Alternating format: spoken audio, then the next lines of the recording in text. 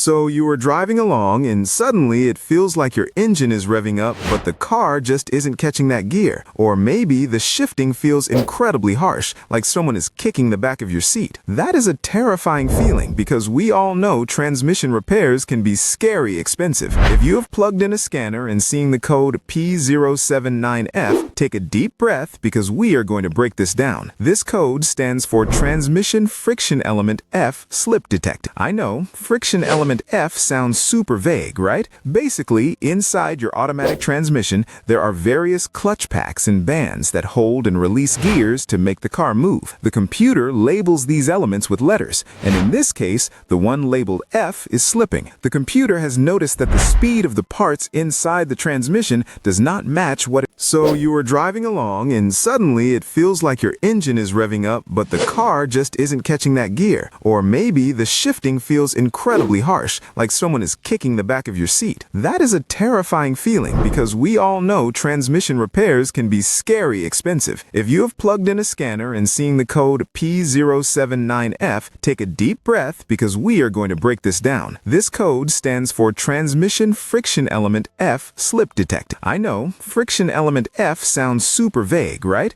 Basically, inside your automatic transmission, there are various clutch packs and bands that hold and release gears to make the car move. The computer labels these elements with letters, and in this case, the one labeled F is slipping. The computer has noticed that the speed of the parts inside the transmission does not match what it expects for the gear it is trying to be in. Now, before you panic and think you need a whole new transmission, let's look at the simple stuff first. Believe it or not, your tires can cause this. If you recently put on a used tire that is a slightly different size, or if one tire is seriously underinflated, it changes the rotational speed and confuses the computer. So check those sidewalls and tire pressures first. If that is all good, we need to talk about the lifeblood of your transmission, the ATF, or automatic transmission fluid. When was the last time you changed it? If the fluid is low, dirty, or burnt, the hydraulic pressure drops, and those friction plates cannot squeeze together tight enough, causing them to slip. It might just need a simple fluid and filter service to clear out some debris. However, if the fluid looks like a strawberry milkshake, you might have water intrusion, which is a bigger headache involving the radiator. Electrical issues are also a big suspect here. We are talking about the wiring harness that goes to the transmission. Road debris, heat, and vibration can chew through wires or loosen connectors. You'll want to locate the main transmission connector and make sure it is clean, dry, and clicked in tight. Don't ignore this code. Driving with a slipping transmission is like sanding down your clutch plates. Eventually, there will be nothing left to grip, and then you really are looking at a rebuild. Start with the fluid and tires, check those connections, and you might just save yourself a massive repair bill.